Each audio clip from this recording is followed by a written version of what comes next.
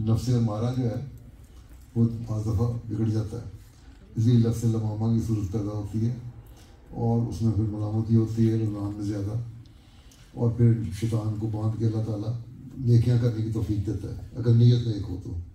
لیکن نیت نیک نہیں ہے تو بہت سارے کلمہ پڑھنے والے بھی ہیں ان کے شیطان کھلے رہتے ہیں، سارے کو شیطان تو نہیں بند ہو جاتے رمضان میں. ٹھیک ہے، تو یہ تو نیت میں منحصر ہے اور ارادے میں منحصر ہے. ٹھیک ہے، ارادہ ہوگا نیت ہوگی تو ٹھیک، نہیں ارادہ ہوگا نہیں نیت ہوگی تو ختم. ٹھیک، آپ کا کام ہے، ہمارا کام ہے تبلیغ کرنا، بھلے موت سے رہے تبلیغ کرو جو اتارا گیا تم پہ. ٹھیک، جو ہدایت دینا اللہ تعالیٰ کا کام ہے.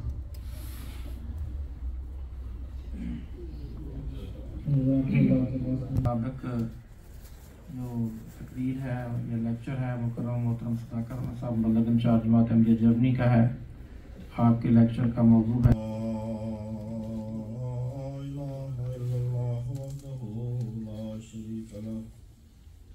وأشهد أن محمدا رسول الله سراجا منيرا.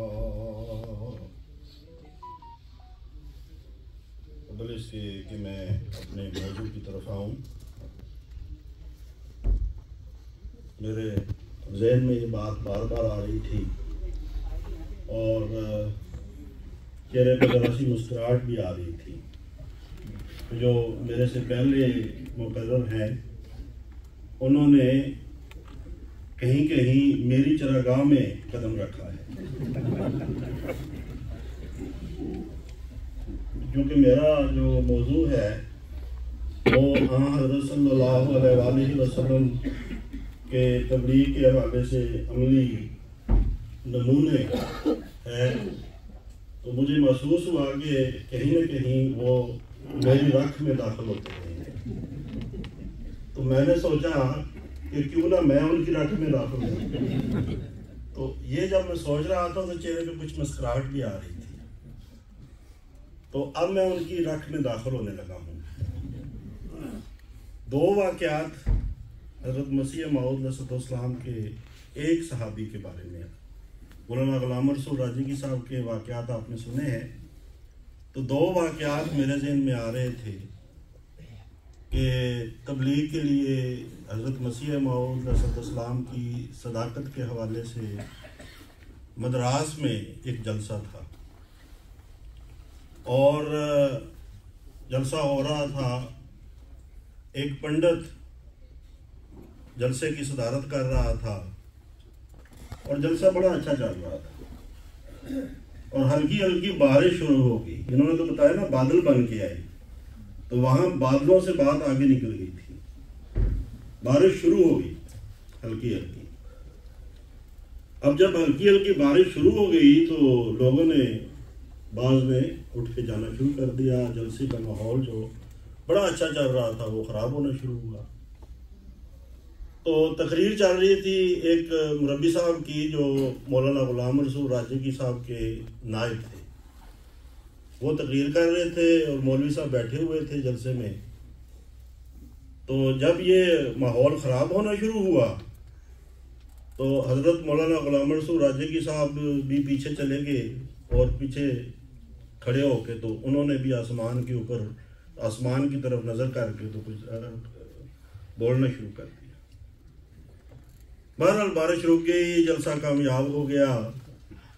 وہ جو مربی صاحب جو تقریر کر رہے تھے انہوں نے مولوی صاحب سے کہا کہ مولوی صاحب جلسہ خراب ہو گیا، ماحول خراب ہو گیا، لوگ اٹھ کے جانا شروع ہو گئے اور آپ نے بھی وہاں جا کے پیچھے کچھ بولنا شروع کر دیا، آپ بھی ان لوگوں میں شامل ہو.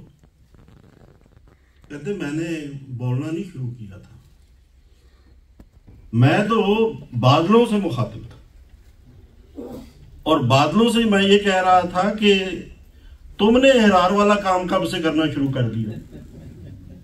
حضرت مسیح موعود علیہ السلام کی صداقت کے حوالے سے جلسہ ہو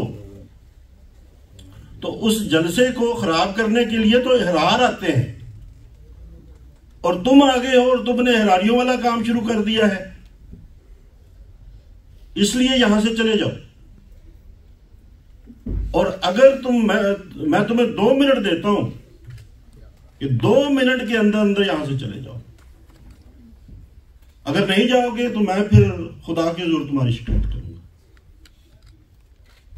کہتے مجھے بادلوں سے آواز آئی کہ ہماری شکایت نہ کرنا، ہم 1 منٹ میں یہاں سے چلے جاتے ہیں.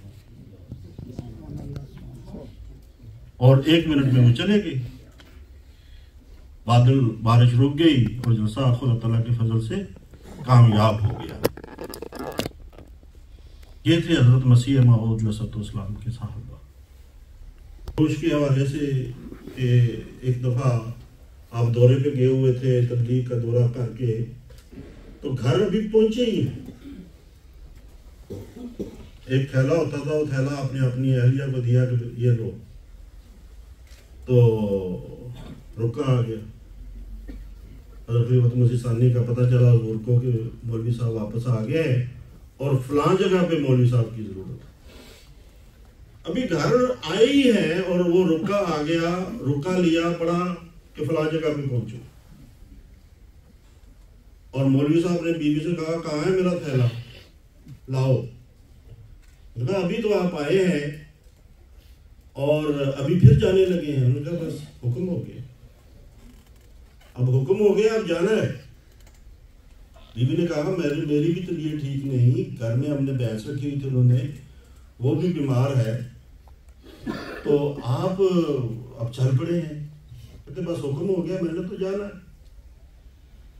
تو خدا کے حوالے کر کے تمہیں بھی اور بھینس کو بھی خدا کے حوالے کر کے میں تو جا رہا ہوں.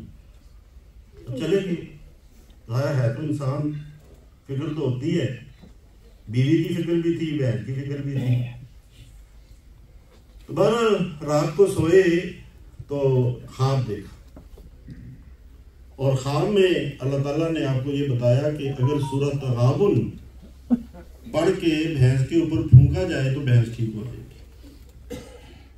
بیوی کو تو اللہ تعالیٰ نے ویسے ٹھیک کر دیا، اور بھینس کے بارے میں یہ نسخہ بتا دیا. تو خدا تعالیٰ سے عرض کی یا اللہ نسخہ بھی ایسا بتایا ہے جس پر عمل کرنے کے لیے بھینس کا پاس ہونا ضروری ہے، کیونکہ تغابن پڑھ کے بھینس کے اوپر پھونکنا ہے تو بھینس کے پاس ہونا ضروری ہے. تو کیسے ہو سکتا ہے، میں تو ادھر ہوں. کام کیا جو خلیفۃ المسیح ثانی نے سونپا تھا.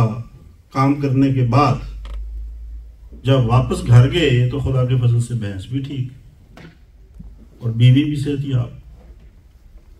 تو بیوی سے پوچھا، اس نے بیوی نے بتایا کہ مجھے تو کوئی نہیں پتا، وہ فلاں مولوی صاحب آتے تھے اور آ کے وہ بھینس کے پاس کچھ پڑھتے رہتے تھے اور بھینس کے اوپر پھونک کے دم کر کے چلے جاتے تھے. مولوی صاحب سے پوچھا تو مولوی صاحب نے کہا مجھے تو خواب آیا تھا کہ مولوی صاحب کی بھینس بیمار ہے، وہاں سورۃ تغابن پڑھو اور اس کے اوپر پھونکو.